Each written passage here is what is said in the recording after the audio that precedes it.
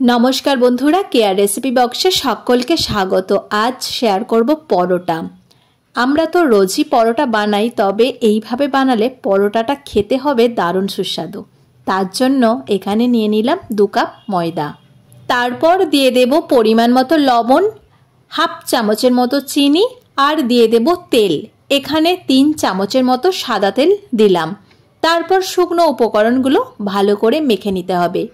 আমরা নরমালি যেমন পরোটা বানাই সেইভাবেই কিন্তু এটাকে মেখে খুব সুন্দর একটা নরম ডো তৈরি করব। খুব শক্ত ডো করব না, একটু ডোটা নরমই রাখব। ভালো করে ঠেসে মেখে নিতে হবে। এইভাবে আমি এটাকে খুব ভালো করে মেখে নিলাম। এরপর এটা 10 মিনিটের জন্য আমি চাপা দিয়ে রেস্টে রেখে দেব।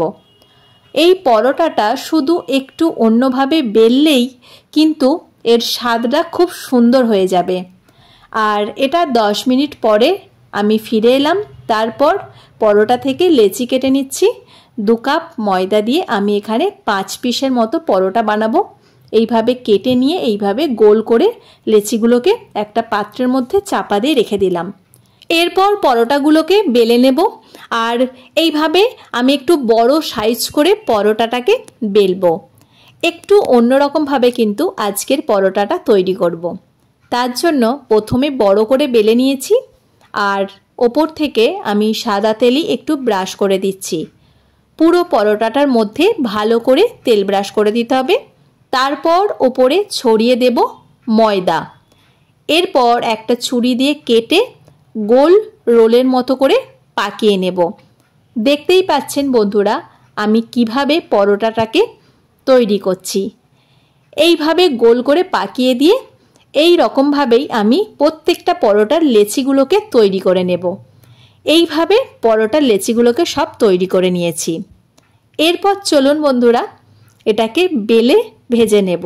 আমি এখানে গোল গোল শেপের মতোই বেলবো। আর যেমন আমরা পরোটা নরমালি বেলি সেই রকম ভাবেই বেলে তাওয়াতে দিয়ে উল্টে পাল্টে ভালো করে এটাকে সেঁকে নেব। এইভাবে পরোটাগুলোকে সেঁকে আমরা কিন্তু সংরক্ষণ করে রেখে দিতে পারি 1 মাস পর্যন্ত। যখন ইচ্ছা যাবে তেল দিয়ে ভেজে আমরা খেতে পারি। আজকে আমি এটাকে ভেজে দেখাবো।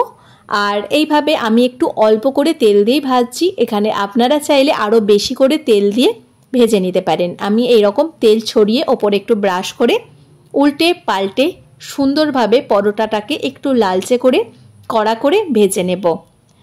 এই পরোটাটা রোজকার পরোটার থেকে খেতে কিন্তু দারুণ সুস্বাদু। এখানে এই রকম পরোটা বানালে একটা জায়গায় কিন্তু 2-3টে খাওয়া হয়ে যাবে। তো বন্ধুরা আজকের আমার এই পরোটার রেসিপিটি কেমন লাগলো তা কিন্তু অবশ্যই কমেন্টে জানাবেন। ভালো লাগলে লাইক কমেন্ট শেয়ার করে পাশে থাকার অনুরোধ রইল। আজ এই পর্যন্ত। আবার ফিরে আসবো অন্য কোনো এক রেসিপি নিয়ে। সকল বন্ধুকে জানাই ভিডিওটি দেখার জন্য অসংখ্য ধন্যবাদ।